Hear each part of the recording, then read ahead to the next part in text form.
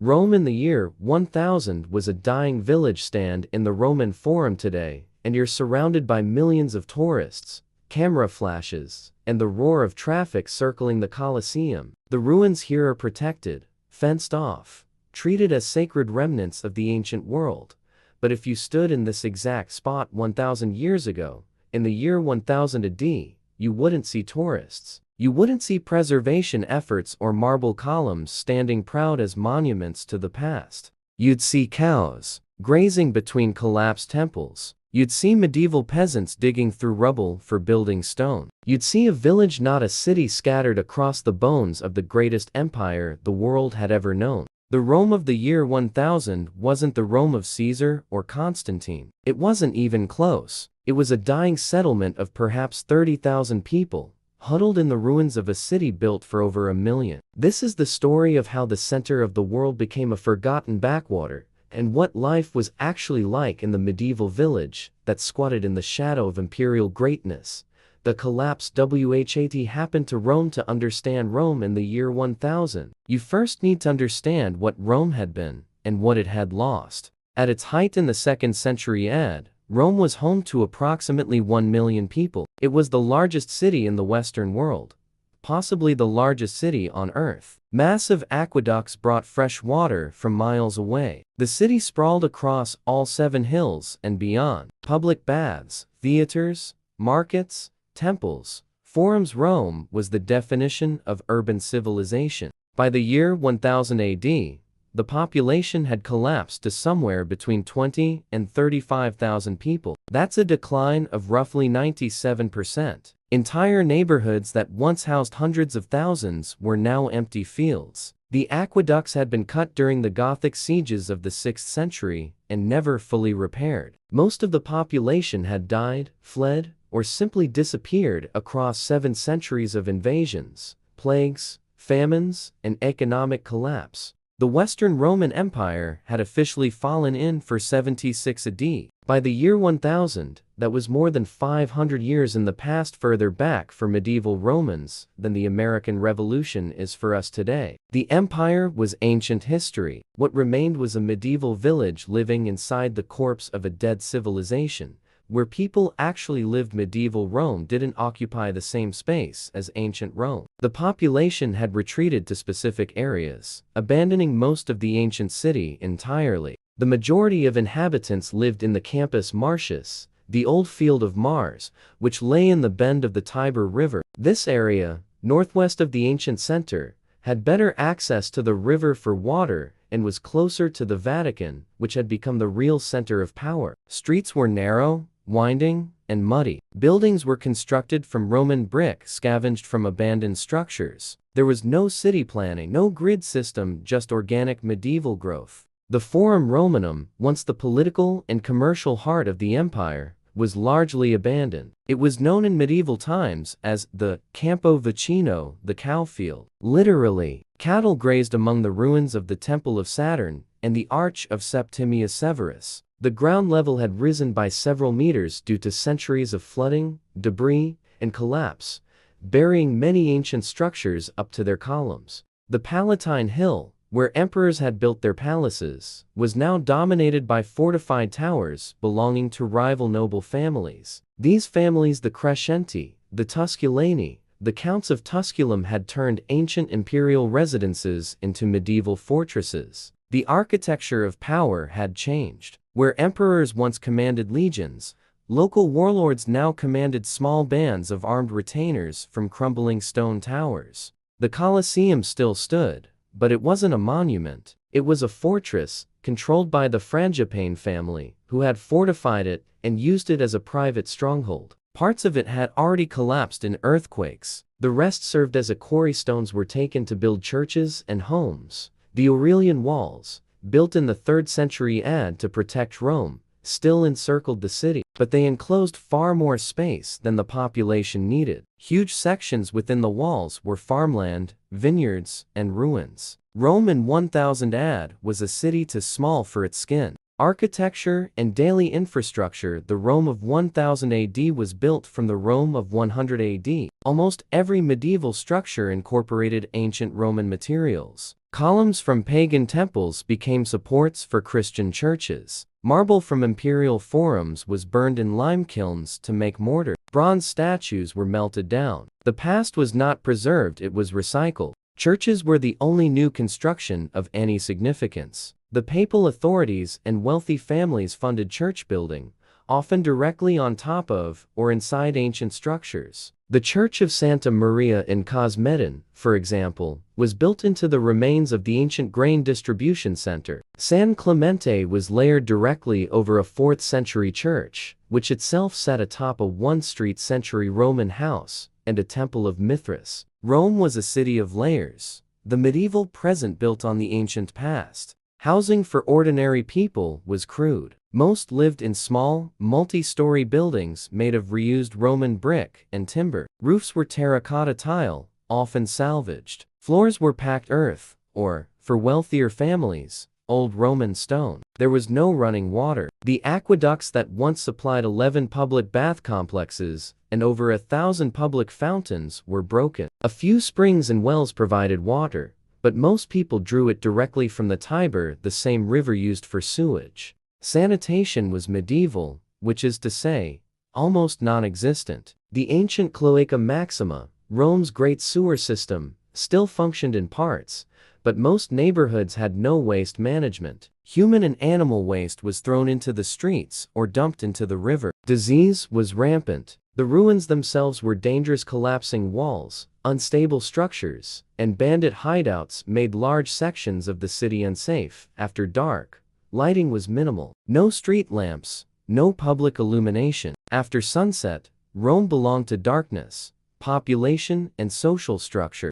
The 30,000 people living in Rome in the year 1000 were not a unified population. They were divided by class, occupation, and loyalty to rival factions.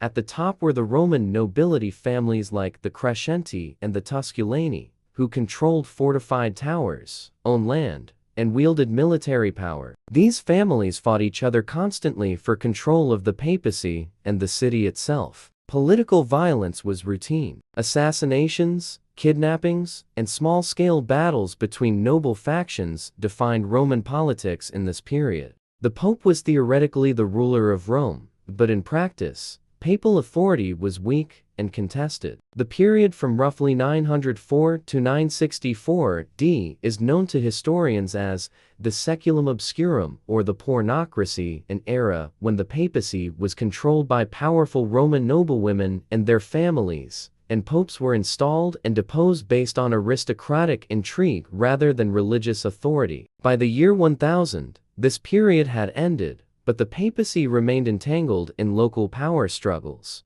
Below the nobility were merchants, craftsmen, and clergy. Rome was no longer a major trade center. It produced little and imported less, but some commerce existed. Pilgrims traveling to visit the tombs of Saints Peter and Paul brought money. Markets sold basic goods, grain, wine, olive oil, vegetables, fish from the Tiber. Most trade was local and small scale. The majority of the population were peasants, laborers, and subsistence farmers. Many lived inside the walls but worked fields and vineyards in the abandoned sections of the city. Others worked as servants for noble families or the church. Life expectancy was low. Infant mortality was high. Famine and disease were constant threats. There were also slaves, though slavery had declined significantly from Roman times. Most unfree labor now took the form of serfdom or debt bondage rather than chattel slavery. Religion and the church. The Catholic Church was the only institution in Rome that retained any connection to its imperial past. While the political empire had collapsed, the religious empire endured. Rome in the year 1000 was a Christian city, and the Pope, despite his political weakness, was still the Bishop of Rome and the spiritual leader of Western Christianity. Pilgrims came from across Europe to visit the tombs of Peter and Paul, the apostles believed to be buried in Rome. The Vatican and the Lateran Palace were centers of ecclesiastical power. Churches dominated the skyline. By the year 1000, Rome had well over 100 churches, many built in the preceding centuries. These were not the grand Renaissance basilicas we see today, but simpler Romanesque structures, often incorporating ancient Roman columns and walls. St. Peter's Basilica existed, but it was the old Constantinian basilica, a large but architecturally simple building, nothing like the massive dome we associate with the Vatican today. Religious life permeated daily existence. Church bells marked time. Masses and processions structured the calendar. Monasteries and convents operated scriptoria where monks copied manuscripts, preserving fragments of ancient knowledge. The church was also the primary provider of charity, running hospitals and feeding the poor. However, the church in Rome was also deeply corrupt. Simony, the buying and selling of church offices, was widespread. Nepotism was common. Popes appointed relatives to positions of power. Clerical celibacy was not strictly enforced, and many priests had wives or concubines. The gap between the church's spiritual ideals and its actual practice was vast. Political control and power. Rome in the year 1000 existed in a strange political limbo. It was theoretically part of the Holy Roman Empire, but imperial control was weak and distant. In 962 AD, Otto I of Germany had been crowned Holy Roman Emperor by Pope John XII in Rome, reviving the idea of a Christian Roman Empire in the West. But the Holy Roman Empire was based in Germany, and its emperors rarely visited Rome. When they did, it was usually to assert control over the papacy or suppress rebellions, not to govern day to day.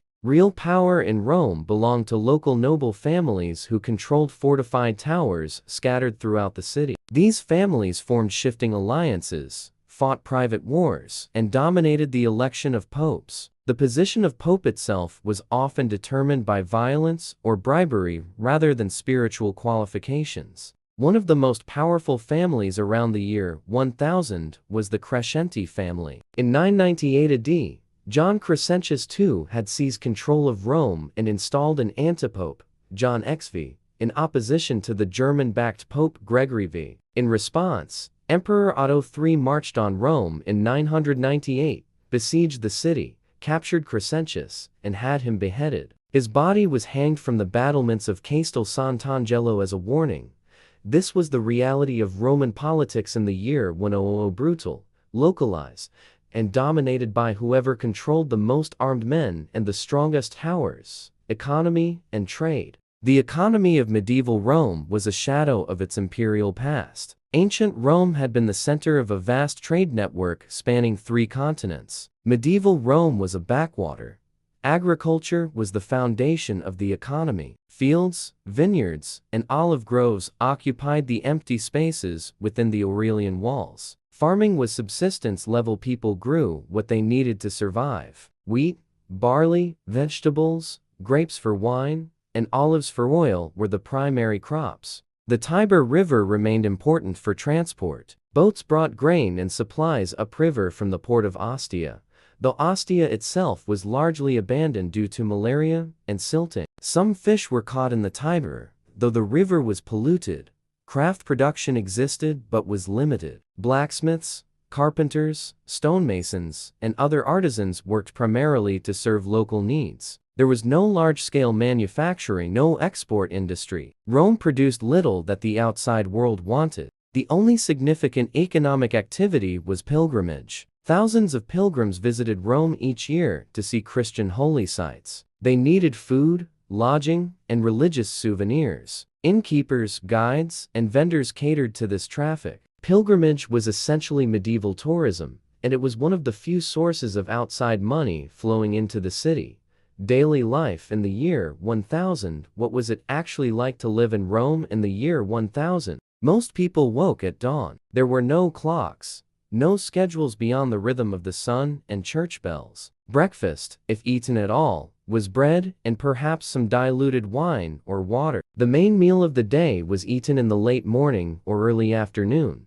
Diets were simple and repetitive. Bread, porridge, beans, onions, garlic, cabbage, and turnips formed the basis of most meals. Meat was rare for common people, perhaps salted pork or fish on occasion. The wealthy ate roasted meat, game birds, imported spices. Wine was common, beer less so in Italy. Work depended on social class. Farmers tended fields, laborers hauled stone, repaired roads, or worked construction on church projects. Craftsmen worked in small workshops. Women spun wool, wove cloth, prepared food, and managed households. Children worked alongside their parents from a young age. Entertainment was limited. Public spectacles like ancient gladiatorial games were long gone. Instead, people gathered for religious festivals, saints' feast days, and church processions. Storytelling, dice games, and drinking in taverns were common pastimes. Violence, including brawls and blood feuds, was a form of social interaction.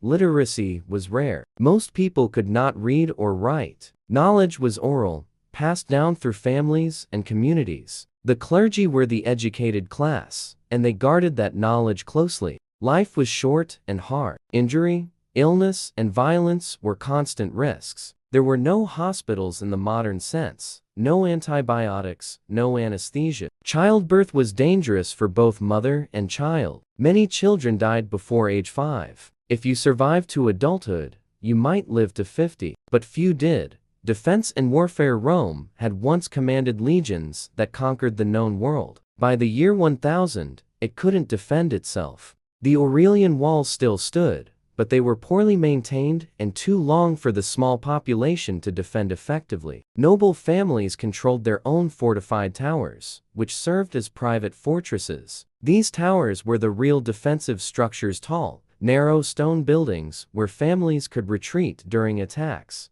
Rome faced threats from multiple directions. Saracen raiders from North Africa and Sicily had attacked Rome in 846 AD, looting St. Peter's Basilica. In response, Pope Leo IV had built the Leonine Walls around the Vatican, creating a fortified enclave separate from the city proper. By 1000 AD, the Saracen threat had diminished, but the memory remained. More immediate dangers came from local warfare. Noble families fought each other. Emperors periodically marched on Rome to enforce their authority. Bandits operated in the ruins and on the roads outside the city. Military technology had changed. Roman legions had been professional, disciplined infantry. Medieval warfare centered on mounted knights and castle sieges. Rome had no standing army, only the armed retainers of noble families and whatever forces the Pope could muster. In short, Rome was militarily weak, politically divided, and incapable of projecting power beyond its immediate surroundings. From village back to city, the Rome of the year 1000 was not the Rome we imagine when we think of the Eternal City. It was a medieval village of 30,000 people living in the ruins of a civilization they could barely comprehend. The grandeur of empire had become raw material for churches and hovels. The forums had become cow pastures. The Colosseum had become a fortress. But this Rome, poor, violent, fragmented, was not the end of the story. Over the next 500 years, Rome would rise again. The Renaissance would bring wealth, art, and architectural ambition. The Counter-Reformation would make Rome the symbolic center of Catholic power. Popes would rebuild the city on a grand scale, sweeping away medieval structures and reasserting Rome's place as a capital of culture and faith. Yet the Rome of 1000 AD matters because it shows us what happens when civilizations collapse. Infrastructure crumbles, populations shrink, knowledge is lost. Cities designed for millions can become villages of thousands. The monuments we take for granted as eternal can become quarries and cattle fields. Standing in the Roman Forum today, surrounded by preservation efforts and historical markers, it's hard to imagine cows grazing here. But for centuries, they did. The transformation from ancient glory to medieval decay to modern grandeur is not a straight line. It's a cycle of rise, fall, and slow rebirth. Rome in the year 1000 was a dying village. But it was also a village that refused to die completely. And that refusal over centuries would eventually rebuild the Eternal City.